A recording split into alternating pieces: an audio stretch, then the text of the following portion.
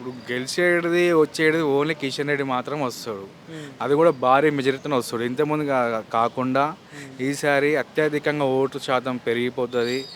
మోడీ మళ్ళీ మూడోసారి గెలవబోతున్నాడు. హ్మ్. ఇంకా దీంట్లో ఎటువంటి డౌట్ లేదు. హ్మ్.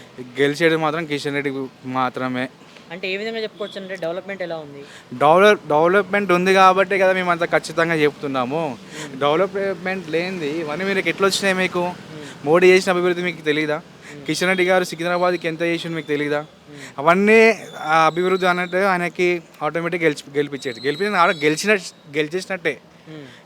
అంటే ప్రత్యర్థిగా ఉన్నటువంటి టీఆర్ఎస్, కాంగ్రెస్ పాత్ర ఎలా ఉంది సికింద్రాబాద్‌లో? ఊరి వాళ్ళ గురించి మాట్లాడినా వేస్ట్ బ్రదర్. ఆ! కాంగ్రెస్ వాళ్ళకి ఎవరు లేక ఉన్న ఎమ్మెల్యేని తీసుకొచ్చి నించోబెట్టిండు సికింద్రాబాద్. ఆయన గెలిచడే ఓడిపోతున్నా ఆయనకి ఇష్టం, అది కూడా డమ్మీ క్యాండిడేట్. బీఆర్ఎస్ క్యాండిడేట్ ఎవరు లేక ఉన్న సికింద్రాబాద్ నుంచి గ్రిప్ ఉన్నవని పద్మారావు గారు అంత మంచిని తీసిపెట్టిండు. ఎందుకు? కిషన్ రెడ్డికి ఏమన్నా టఫ్ ఇస్తుందేమని. అది అంటే జరగదు. గెలిచేది మొత్తం కిషన్ రెడ్డియే. వాళ్ళందరూ ఉన్నారంటే ఉన్నంత మాత్రమే. వాటి చేసిందిలే పీకిందిలే. Okay. In case Kishan Reddy గారు గతంలో కూడా ఎంపీ స్థానంలో గెలిచినటువంటి సందర్భం ఉంది కదా! ఎటువంటి డెవలప్‌మెంట్ జరిగింది? ముందుకు ఎలా ఉండబోతుంది బీజేపీ పాత్ర? అది చాలా బాగుంటుంది. అది మీకు చెప్తే కాక చూస్తే ఇంకా బాగుంటుంది మీకు.